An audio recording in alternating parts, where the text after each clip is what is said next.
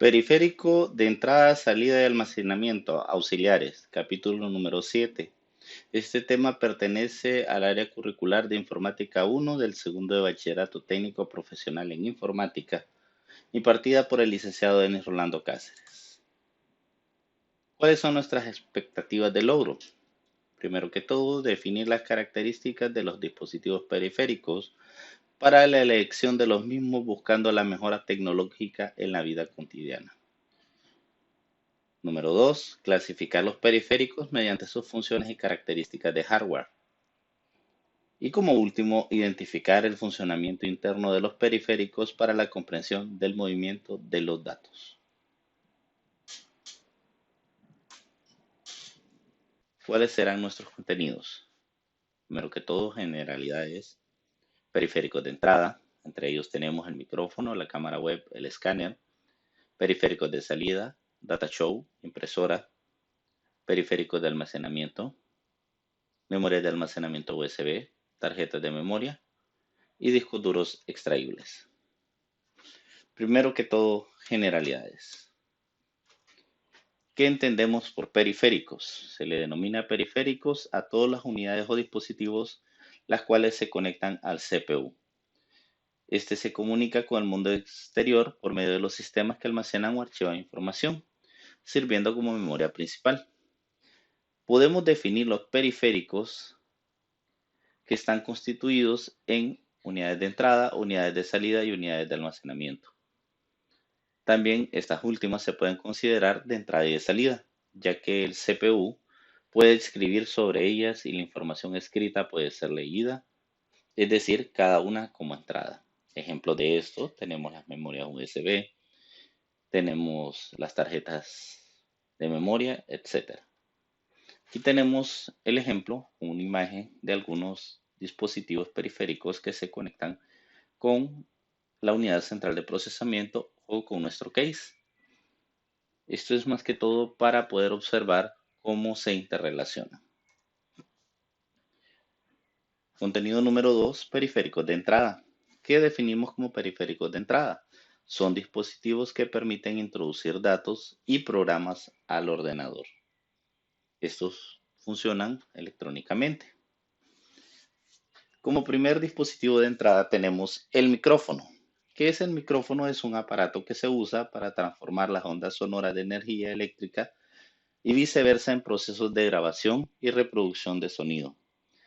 Hay que mencionar que en la actualidad este componente viene agregado muchas veces a los auriculares y en el caso de las computadoras y de los dispositivos móviles ya viene agregado dentro de la unidad. Aquí tenemos las partes del micrófono, podemos observar cómo las ondas sonoras en esta imagen entran a través de una membrana, este es el sistema más que todo básico. Este imán contrae la información y es enviado en forma de señal. También tenemos los tipos de micrófono, que tenemos el estándar, que es el que utilizan de manera externa, el micrófono de escritorio, también externo, y tenemos el micrófono del auxiliar, que es el que tenemos también externo. Y algunos que tenemos internos que vienen en algunas tarjetas que son de los dispositivos ya de computadoras portátiles. Luego tenemos el dispositivo cámara web o webcam, como es llamado. Es una pequeña cámara digital conectada a una computadora, la cual puede capturar imágenes y transmitirlas a través de Internet, ya sea de una página web o computadoras de forma privada. Una cámara web necesita una computadora para transmitir las imágenes. Aunque hoy en día tenemos también las cámaras IP que nos permiten la transmisión de información a través de la red. ¿Cómo funcionan? Estas funcionan a través de un dispositivo CCD y a través de un dispositivo CMOS. Esto depende de las resoluciones de las cámaras, también tenemos modelos bajos, todo depende de los píxeles que tengan. Y estos también tenemos de gama alta, que cuentan de 3, 5, 8 hasta 10 y 15 megapíxeles. Y algunas que son de alta definición. El sensor de imagen prácticamente hace toda la función y aquí también incluye, por ejemplo, en este dispositivo que tenemos en el escáner, la tecnología también es bastante similar. Pero ¿qué es el escáner? es un dispositivo periférico que se utiliza para copiar mediante el uso de la luz imágenes impresas o documentos de formato digital a color o blanco y negro. Este escáner fue desarrollado para Apple Macintosh. Los escáneres pueden tener accesos como al alimentador de hojas automático o a un adaptador para dispositivos y transparencias. También cabe mencionar que hoy en día los escáneres vienen incluidos en las impresoras. Por eso es raro que podamos observar un escáner solamente, sino que ya vienen incluidas en estos dispositivos multifunción. Pero ¿cómo es que funciona esto? Podemos observar en la parte derecha cómo es el funcionamiento. Usted coloca lo que es primero el escáner se mueve a lo largo del documento línea por línea. Cada línea se divide en puntos básicos que corresponden a cada uno de los píxeles. Un captador, que es este que tenemos acá, analiza el color de cada píxel. Luego el color de cada píxel se divide en los diferentes componentes, rojo, verde y azul. Y por último, cada componente de color mide y representa un valor, en este caso de 8 bits. Cada componente tiene un componente de 0 a 225. Cabe mencionar que este dispositivo CCD también lo utilizan las cámaras web y este chip hace la transferencia de los píxeles identificando los colores, cada uno por sus colores básicos rojo, verde y azul, y son transmitidos en señales electrónicas. Este sensor prácticamente hace todo el trabajo. ¿Cómo podemos definir las características de un escáner o cómo podemos elegirlo? Hay 4 aspectos básicos que tenemos que tomar en cuenta: resolución, tamaño de página, velocidad y la profundidad de los colores. Cuando hablamos de resolución, la resolución máxima de un escáner puede ser óptica o mecánica. En este caso, la óptica indica la cantidad de información horizontal que recoge el sensor y la mecánica indica la cantidad de pasos que tiene que avanzar el módulo para completar la imagen de forma vertical. De estos se extienden las medidas. Todas estas medidas se miden a través de puntos por pantalla, o sea, PPP. Por ejemplo, si el dispositivo indica que tiene una resolución de 600 a 1200 puntos por píxeles, significa que cada línea horizontal tiene una resolución de 600 puntos por píxeles y necesitará 1200 movimientos por pulgada para completar el escaneo vertical. Este dato se muestra mediante la cantidad de puntos por pulgada, que ya dijimos que era PPP, y el número de puntos por pulgada es una cuantificación del número total de puntos que el sensor es capaz de detectar. Ya sea, esto nos puede definir el mayor número de puntos, nos va a definir que tiene mejor calidad. Luego tenemos la profundidad de colores. ¿Y qué es la profundidad de colores? El valor que indica la capacidad de procesar un rango de color. Entre mayor sea el rango, mejor será la calidad, ya sea 24, 32 o 48 bits. Por ejemplo, entre mayor precisión a los detalles le permite capturar a la digitalización todo el rango cromático de los colores del original. Habrá mayor diversidad de colores, por lo tanto, la profundidad del color más habitual en los escáneres de 24 bits, pero también existen de 32 y 48, que esos son utilizados generalmente por los diseñadores gráficos. Esto tiene una sumamente importancia, ya que esto nos va a definir con exactitud los colores. Luego tenemos la velocidad, que es el valor que indica qué tanto tiempo tarda un escáner en terminar una foto o un documento. Por ejemplo, tenemos escáner hoy en día que hacen 8 páginas por minuto. Tenemos algunos que hacen 12 páginas, 30 páginas y 40 páginas. Y así sucesivamente. Esto significa que a mayor velocidad tenga la tecnología, es mucho mejor para poder desarrollar los trabajos. Pero esta tiene que mantener el contraste y la resolución. Es importante entender que a mayor sea la resolución que nosotros observemos, el escáner se volverá más lento, ya que la digitalización por medio del sensor será mucho más lenta. Pero cabe mencionar que a la hora de la productividad es necesario la velocidad. Luego tenemos el tamaño de los documentos que éste admite. Puede ser A4 carta, puede ser legal oficio o puede ser tamaño plotter. En general, el tamaño plotter es el que se utilizan para eh, hacer las grandes construcciones. Es un papel grande eh, en el cual los arquitectos plasman lo que son los diseños de los edificios. El legal y oficio, que es el tamaño que nosotros conocemos como grande, y el A4 carta, que es el más habitual. Ese es el que generalmente se vende. Esto tiene mucho que ver, ya que si nosotros no tenemos una impresora, perdón, si nosotros no tenemos un escáner de ese tamaño, no podemos hacer la digitalización de documentos. Entre más grande sea el documento, más complejo será la información que vamos a necesitar digitalizar. Y luego tenemos, por último, los tipos de escáner. Tenemos los escáner planos, que es lo que hemos estado observando, que son los más habituales. Y también su funcionamiento viene incluido en la computadora, en la fotocopiadora. Luego tenemos los escáneres de huellas digitales, que son utilizados generalmente para lectura de las huellas digitales. En el ingreso de las empresas lo vamos a poder observar.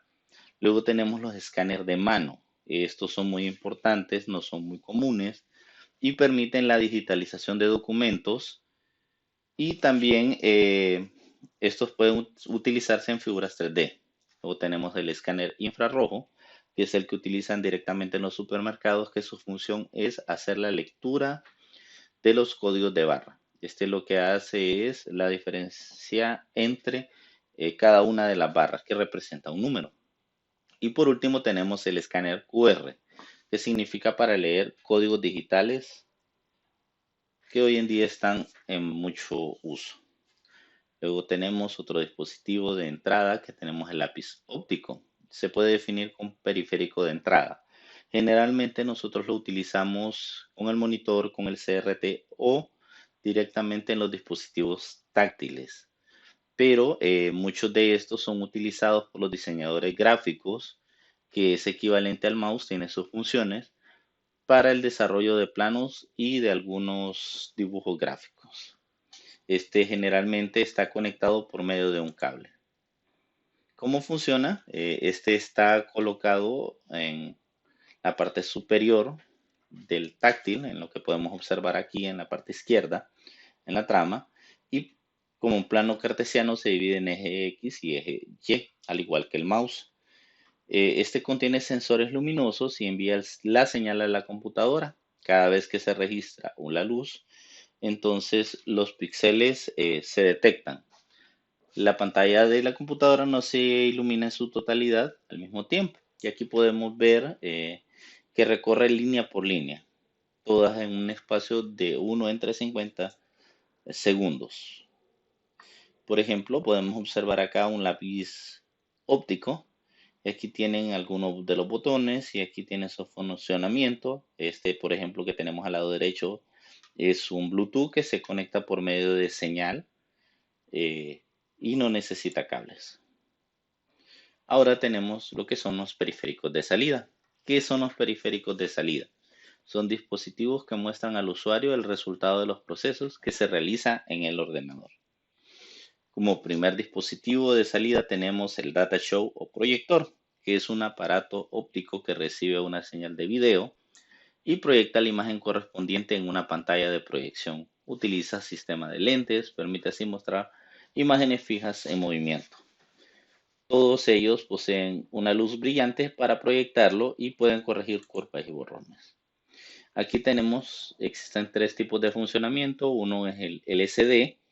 Aquí lo podemos observar que la lámpara del proyector es enviada a través de un espejo deflector y este rebota a través de varios prismas, a través de varios espejos y mostrando a través del prisma la información. Eh, Estas envían información a diminutos píxeles colocados en lugares específicos. Luego tenemos el funcionamiento DLP, que son espejos encendidos o aparatos o apagados con impulsos eléctricos de acuerdo al color que necesitan producir. Entonces aquí podemos ver la rueda de color, que es la que define los colores que se necesitan proyectar. El chip DLP, que prácticamente hace la función de la transformación, y la placa, y esto lo muestra en el lente. Luego tenemos el funcionamiento, este sería DLA. Este sistema funciona muy parecido al LCD, pero utiliza otro tipo de características. Luego tenemos las características para la elección de un proyector. Tenemos los lúmenes ANSI, el contraste, la tecnología, la resolución, las conexiones y la distancia del foco o la ubicación. Cuando hablamos de lúmenes ANSI, estamos hablando de la potencia que recibe o que tiene de forma luminosa y que percibe el ojo humano. A mayor cantidad de lúmenes, mejor calidad. Por ejemplo, tenemos acá de 5000, que no puede excederse a 5 metros de ancho, 2000, que es llamada Full HD, la de 3000 lúmenes, que no puede pasar de 3.5 metros, y la de gama media, que no puede pasar de 2 metros de ancho. Podemos observar aquí en la imagen que depende del tipo del lugar donde nosotros lo vamos a utilizar, sería la cantidad de lúmenes necesarias o la ubicación en este caso. Luego tenemos el contraste, que el contraste, cuanto mayor sea, más nítida será la imagen. Cada uno de estos es una relación. Por ejemplo, si dice 1000:1, el punto más claro es 1000 veces que el oscuro. Entonces, entre mayor sea, va a ser más bajo. Entonces, por ejemplo, tenemos que 5000:1 es más bajo, por lo tanto el contraste sería algo bajo, y de más claro sería de 1000:1. Eso también tiene que ver con el ambiente en el que se va a desarrollar. Y aquí tenemos algunas ventajas y desventajas de cada una de la tecnología. Tecnología de LP, de la LCD y la DILA, o conocida como LCOS. Por ejemplo, dentro de las ventajas de LP tenemos que duran bastante, su contraste es alto y el texto se puede ver nítido. Su desventaja es que eventualmente se escucha la rueda de colores en el movimiento, tiene menor precisión de colores y el efecto de arcoíris percibe el ligero flash. En el sistema LCD, ventajas, tiene una alta calidad de imagen y precisión, es algo más brilloso en comparación del DLP y tiene una definición precisa de los píxeles. Desventaja, en condiciones de baja resolución puede producirse el efecto alambre y el cambio de filtro es necesario cada cierta cantidad de tiempo. Hay que mencionar también que los proyectores tienen una vida útil definida por horas trabajadas. Luego tenemos el DILA o el ECOS, que su ventaja son las altas resoluciones sin efecto de alambre y mejores contrastes. Desventaja, tiene una menor cantidad de lúmenes, por lo tanto no se mira una imagen muy fuerte, que no tiene capacidades de de un ambiente muy grande y su coste de adquisición es relativamente elevado. Tenemos las resoluciones, puede ser SVGA de 800 a 600 píxeles. Aquí podemos ver en la imagen cada uno de los tamaños. XGA, que es de 1024, WXGA, que es de 1280 a 800, HD Ready de 1280 a 720 píxeles. Luego tenemos el Full HD, que es de 1920 a 1080, es esta que tenemos acá. La WXGA, que es de 1920 a 1200, y la 4K, que ya sabemos que es 4 veces el Full HD, que es 3840 por 2160 píxeles.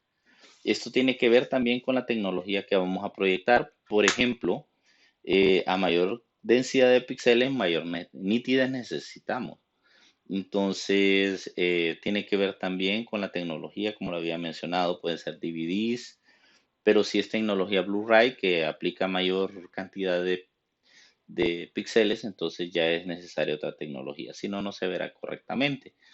Y el Full HD, que es 1920, que generalmente se utiliza también en los juegos. Luego tenemos las conexiones. Existen tres formas de poder realizar una conexión de un data show. Puede ser digitales, por HDMI o DVI, puede ser analógicas, por VGA, ese video, video compuesto, video componente, o inalámbricas por medio de una tarjeta USB Wi-Fi. Esta última depende más que todo de la tecnología que tenga el proyector. Acá podemos observar las tecnologías. Aquí podemos ver la tarjeta Wi-Fi USB para la conexión, que lo hace por medio de la red inalámbrica de un dispositivo. Y aquí podemos ver los diferentes puertos. Luego tenemos la distancia del foco y la colocación, que son muy importantes, y esto va a depender. La distancia óptima, eh, comenzando, depende de la definición del proyector. Para una resolución HD Ready, debe contar como mínimo con 1.8 de X de ancho y debe estar a una distancia mínima para requerir la imagen. En caso, también la distancia de los proyectores o la ubicación tiene que ver mucho. Se recomienda que los LCD y los DLP estén en la parte superior y en algunos tratos de los posibles, solo el DLP tiene que estar mucho más cerca que el LCD. Luego tenemos el otro periférico de salida, lo que es la impresora, que es un objeto auxiliar que está conectado a una unidad central de procesamiento, y su función es hacer una copia de aquellos documentos almacenados en forma de correo electrónico o en forma óptica. Cualquier tipo de texto o imagen puede ser impreso a través de ella. ¿Cómo funcionan las impresoras? Tenemos la impresora de cinta, podemos ver esta imagen acá.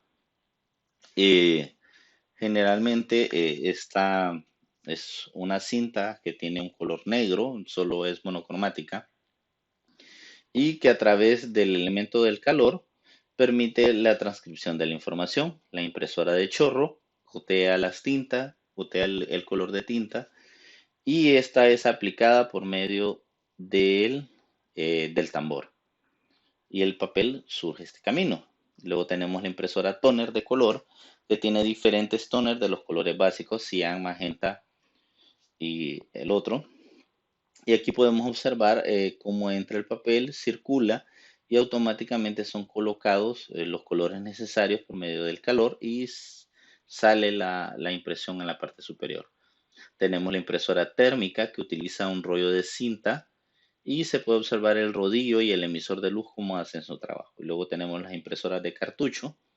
Podemos ver cómo transfiere la hoja, lo que es las gotas de los diferentes tipos de tinta. Y aquí tenemos el ejemplo también de láser, que es casi la misma de acá. Podemos ver cómo el tóner aplica, en este caso en los lugares señalados, qué color se le va a aplicar, qué tóner de color. Y tenemos los tipos de impresora, tenemos tinta continua, de cartucho, de impacto, láser, plotter, matriz, cinta y térmica. Algunas de estas se parecen en su funcionamiento, por lo que puede llevar a confundirnos. La primera que tenemos es la matriz de puntos, es una impresora bastante eh, viejas, la LX300, que fue una renovación de la Epson.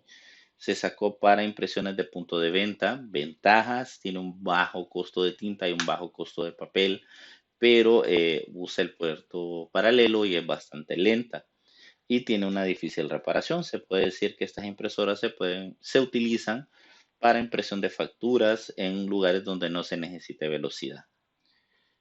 Se ha mejorado la tecnología, pero aún así han venido siendo suplantadas. Luego tenemos las impresoras de chorro de tinta o cartucho, que son las que generalmente observamos, ya que son baratas de mantener y fáciles de operar. Estas impresoras imprimen utilizando uno o varios cartuchos de tinta, cian, magenta, amarillo y negro.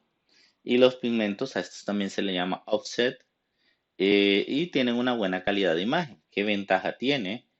La calidad de la impresión es buena, no requiere secado, tiene resolución muy buena y son fáciles de usar. Desventaja: no resulta muy rentable, cuesta rellenar los cartuchos, son bastante caros y suelen obstruirse, y las impresiones son algo lentas. Luego tenemos la inkjet, que son los chorros de tinta continua, que esa es la que nosotros está muy comúnmente en el mercado, con eso de la Epson y la Canon, que ya traen la inyección desde fábrica. Eh, Prácticamente los cartuchos están recibiendo continuamente la tinta, y es el presupuesto de la tinta el mayor problema, porque es bastante caro, las tintas originales. Y dentro de las ventajas que tenemos es que tiene mejores resultados en impresión de fotografías, ahorra a largo plazo en costos de impresión, ya que la tinta dura más que la de cartucho y el consumo de energía es relativamente bajo. El llenado de la tinta puede ser muy metódico, por eso es una desventaja. Los conductos de inyección muchas veces se pueden tapar, ya que si no se utiliza se seca la tinta y son bastante delicadas. Luego tenemos las láser. Estas generalmente son utilizadas en el comercio, en la pequeña oficina, en la imprenta, en el diseño gráfico y donde se requieren grandes volúmenes de datos. También funcionan como fotocopiadoras y esta utiliza un rayo láser modulado para enviar la información que se desea imprimir. ¿Cuáles son las ventajas? Los inyectores no se usan, se puede usar con papel reciclaje y las impresiones de texto salen más nítidas. Pero cabe mencionar que el costo es mayor, en cada uno es una desventaja. Los cartuchos suelen ser más costosos, el toner es caro, anda por alrededor de unos 1200, 2000 empiras, o sea, bastante caro, y el valor inicial de la impresora es bastante alto. Luego tenemos la impresora de impacto. Estas generalmente se utilizan para la impresión de sobres. En algunas empresas lo utilizan para pagar, para hacer los dichosos vouchers. Estos son papel continuo. También fueron dejadas de usar hace un poco tiempo. Y esta lo que hace es una función de un martillo que golpea, parecido bastante a las máquinas de escribir tradicionales. ¿Cuál es la ventaja? El menor costo en la tecnología, es bastante cómodo y son ideales para imprimir códigos de barra. También se utilizan las dichosas impresoras Zebra para imprimir códigos de barra y eso es un costo bastante barato. Están desfasadas y tienen un bajo rendimiento, no son muy rápidas. Luego tenemos las impresoras de cintas utilizadas como tickets o POS.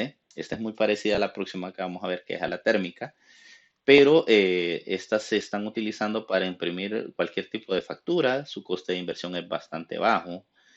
El alto costo del producto al principio es relativamente caro y el tamaño del papel es bien reducido y utiliza papel continuo de rollo. Luego tenemos la impresora térmica. Esta impresora la podemos observar muy bien en donde venden tickets de lotería. Esta es la más utilizada y son agujas calientes que van recorriendo el papel termosensible. Con el contacto se vuelve color negro. Son monocromáticas también y funcionan por milímetros por segundo. Son rápidas, los costes son bajos, al igual que el anterior, pero la durabilidad de la impresión es relativamente baja. O sea que el papel poco a poco va perdiendo la calidad. Y es monocromo el color. Y por último tenemos la impresora plotter, que esta recibe órdenes de trabajo y por medio de rollos de papel eh, une diferentes puntos. Esta es la diferencia con las demás, es la capacidad de manejar papeles de alto tamaño, de alto espacio. Puede ser mapas grandes, pueden ser fotografías inmensas, planos. Estas se utilizan bastante en las impresoras de arte. Usted puede ir a algún lugar donde imprimen tamaños grandes y las podemos ver en funcionamiento. Son bastante grandes, aproximadamente 2, 3 metros. Ventajas: la capacidad para trabajar con grandes superficies, la resolución de alta calidad, la alta precisión, la velocidad y la eficiencia son muy buenas. Y la desventaja es el gran tamaño en la ubicación y es más costosa que las impresoras tradicionales. Por último, entramos con los periféricos de almacenamiento, que son los dispositivos que aportan información simultáneamente al ordenador y al usuario y se utilizan para guardar información de forma permanente. Eh, que cuando hablamos de permanente es que puede ser cambiable, ¿verdad? O sea, no está escrita y no se puede modificar. Tenemos primero las memorias de almacenamiento USB o llamadas memorias USB en el mercado actualmente. Tenemos de 1, 2, 4, 8, 16, 32, 64, 128 hasta 4 terabytes. Este es también llamado memoria externa, pendrive o memoria Maya. Luego tenemos los tipos de memoria, muy importante porque a veces nosotros nos confundimos con esto. Existe la memoria 1.0, que es la que generalmente tiene un margen blanco en la punta. Estas memorias tienen una tecnología un poco más obsoleta y fueron promocionadas allá por el año 2000. Luego tenemos la memoria 2.0, que es la que comúnmente nosotros utilizamos. Tiene velocidades mucho mayores que la 1.0, transmiten a 480 megabits por segundo. Y soporta lo que es los dispositivos plug and play. Usted conecta y automáticamente funciona. Son las más normales. Y luego tenemos la 3.0, que es lo más nuevo, que su velocidad de transferencia es de 4.8 gigabits por segundo. En comparación de las memorias USB 2.0, quedan a 6-7 veces su velocidad. Y tiene ciertas limitaciones por sus controladores, pero desde el 2011 para acá las están produciendo. Luego tenemos las tarjetas de memoria, que es más que todo llamada memoria flash. Es un memoria que soporta el almacenamiento de datos y que conserva estos mismos. A esto se le llama memoria flash. La utilizamos también en los teléfonos y en los dispositivos móviles. Pero tenemos tres tipos diferentes de tarjeta de memoria. Tenemos la tarjeta SD, que es esta que tenemos acá, que llegaron al mercado de 32 a 24 milímetros. Es la distancia normal. Este es un estándar. Luego tenemos la tarjeta mini SD, que es de 21.5 por 20 milímetros, la mini, y un grosor de 1.4 milímetros. Y la micro SD, que es la más utilizada y la más pequeña, que tiene un espacio de 11 milímetros por 15 milímetros. Se utilizan en los teléfonos móviles y en las tabletas. Luego tenemos los discos duros extraíbles. Un disco duro portátil puede ser convertido a un disco duro externo o se puede comprar un enclosure o se puede comprar el dispositivo externo ya elaborado. Y este nos permite realmente transferir la información ya sea en velocidad 2.0, 3.0, fireware o SCSI y SATA. No tiene ninguna batería y él se conecta directamente plug and play en una computadora. Y su costo es relativamente bajo para la cantidad de información que se guarda, pero el coste del mismo depende de todas estas características. Por ejemplo, ¿qué tenemos que observar nosotros para elegir un disco duro extraíble? Primero que todo, el tamaño y la alimentación externa. Eh, Algunos requieren de energía externa, o sea, dos conectores USB. Y, por ejemplo, en el tamaño pueden ser de 2.5 pulgadas o de 3.5 pulgadas en el tamaño. Luego tenemos por tipos de discos duros que pueden ser magnéticos, que son los comunes, o sólidos. Por la característica de la elección en velocidad, si nosotros elegimos un magnético, que es el normal, el más cómodo en cuestión de efectivo, funcionan de 5.400 y 10.000 revoluciones por minuto. Todo depende si está haciendo lectura o escritura. Mientras que si elegimos un SSD, estamos hablando de 250 megabits por segundo y 230 megabits por segundo. En transcripción es 10 veces mayor a la anterior. Si lo vamos por interfaz, puede ser 2.0, 3.0, tiene la ventaja que transfiere la información mucho más rápido, o SATA, y de acuerdo a su capacidad puede ser, por ejemplo, hoy en día tenemos discos duros de 520 gigas, y así sucesivamente. Recordemos que las medidas de almacenamiento, por ejemplo, eh, ya van cambiando. Tenemos de 180, tenemos de 360 y así sucesivamente. También se da la situación de que usted puede ver el espacio y usted puede decir de que el espacio va cambiando, pero por ejemplo, yo compro un disco de 1 terabyte, no necesariamente me va a mostrar 1 terabyte de información, sino que va a ser menos, porque se necesita un espacio físico para almacenar lo que son los controladores y la información del disco. Y luego tenemos por fabricantes, que los más comunes son Western Digital, Seagate y Toshiba. Bueno, espero que haya quedado todo claro con esta clase. Y jóvenes educandos, cualquier duda, por favor, confirmar y plantearla. Muchas gracias.